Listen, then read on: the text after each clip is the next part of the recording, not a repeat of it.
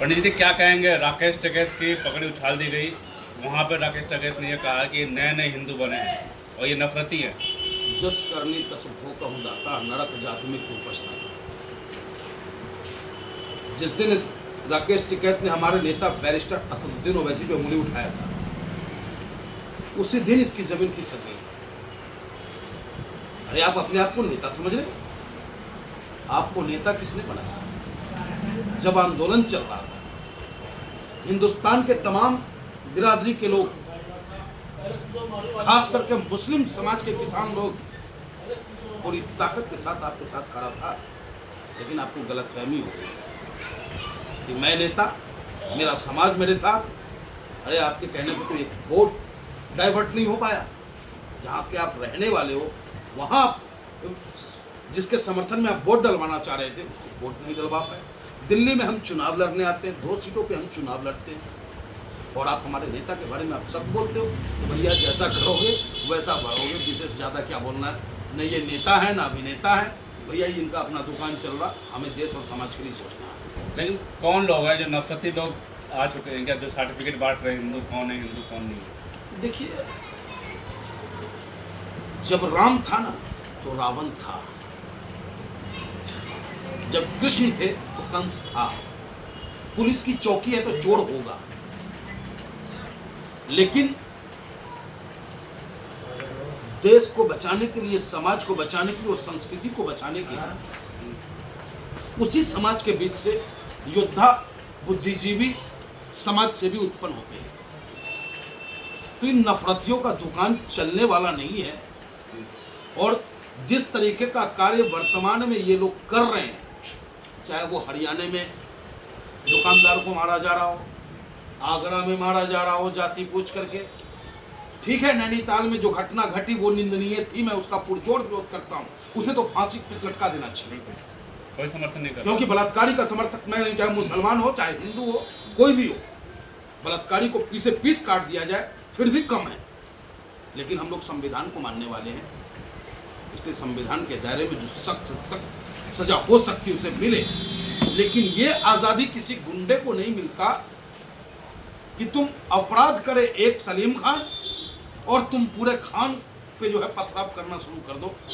ये इजाजत संविधान नहीं देता, इसका मैं पुरजोर विरोध करता हूं। लेकिन वहाँ तो लड़की उनको रोक रही थी कि हिंदू ही लड़की थी, अब वहाँ आप की सोचो, लड़की अब आप सोचो हाँ।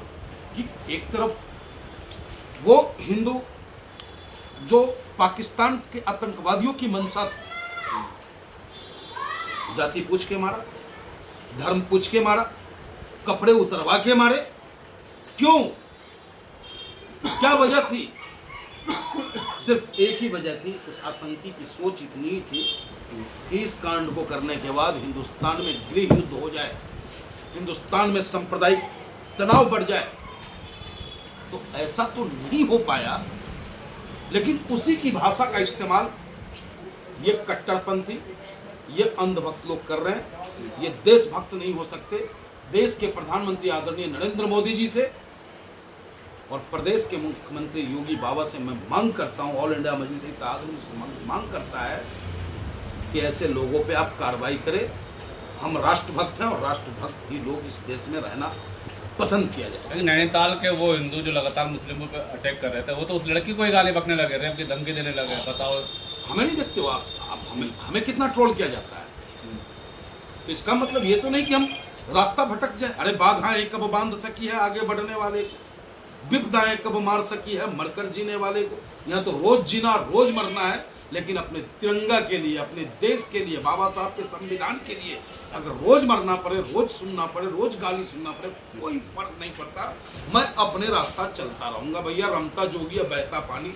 हमें तो देश चाहिए, समाज चाहिए, सुरक्षित चाहिए। तो सरकार कार्रवाई क्यों नहीं करे ऐसे नफरतियों पर? क्यों करे? सैया भैल कोतवाल डर काहे का भाई? एक तरफ सरकार कहती है कि राष्ट्रभक्ति लाओ, दूसरी तरफ सरकार के नुमाइंदे कहते हैं कि भाई मुसलमान गद्दार है, तीसरी तरफ देश के प्रधानमंत्री कहते हैं कि भाई मैं कपड़ा देख के पहचान लेता हूं। तो जब ऐसे भाषाओं का इस्तेमाल होगा उस संवैधानिक पद पर बैठे हुए व्यक्तियों के मुख से, तो उनके सानिध्य रहने वाले, उनको फॉलो करने वाले लोग क्या अमन पसंद होंगे? ये सब बर्दाश्त प्राप्त होगा। लेकिन करणी सेना लगातार धमकी दे रही है और दलित सांसद पे हमला कर चुकी है, टायरों से फेंका गया और अभी भी कह रही है कि 2 बार हमला में बच चुके हैं, अब बचेंगे नहीं। देखिए, करणी सेना नंगी तलवार लेकर प्रदर्शन करता है इसी उत्तर प्रदेश की सरजमी में। क्या मुकदमा दर्ज हुआ उसके खिलाफ? और इसी उत्तर प्रदेश की सरजमी पे वक्फ बोर्ड अमेंडमेंट बिल के खिलाफ हमारे मुसलमान भाई जुम्मे की नमाज के दिन काली पट्टी बांध करके जब वो विरोध करते हैं, काली पट्टी बांध करके वक्फ बोर्ड अमेंडमेंट बिल का विरोध करते हैं, तो उत्तर प्रदेश की सरकार, उत्तर प्रदेश की पुलिस नोटिस और सम्मन जारी करने का काम करता है। तो इससे पता चलता है कि सरकार की मंशा क्या है। और रही बात रामजी लाल सुमन जी की, तो रामजी लाल सुमन जी को समाजवादी पार्टी ने बलि का बकरा बनाने का काम किया है। बलि का बकरा बना दिया। उन्हें बोलना था ये बातें जो इनसे बुलवाया।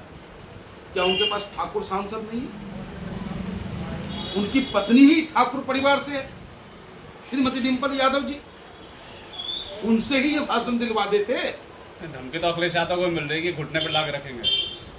देखिए, राजनीतिक स्टंट चलता है, लेकिन अगर ये बयान दिलाना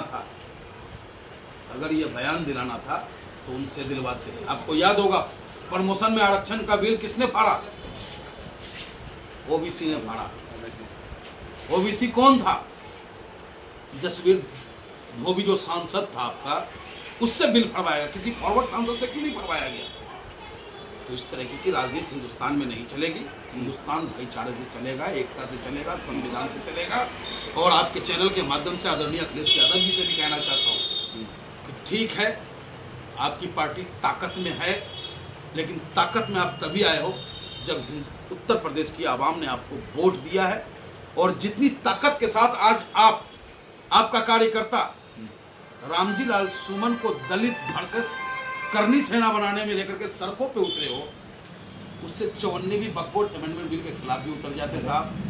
बड़ा मेहरबानी होता आपका, क्योंकि 125 विधायक जो आपके बने हैं, 40 सांसद जो बने हैं, उसमें वक्फ बोर्ड जिसके बिल जो बना है जिसके खिलाफ, उसका महत्वपूर्ण योगदान रहा है। तो सिर्फ वोट चाहिए साहब, अरे पुचकार ही लो, पूछ ही लो।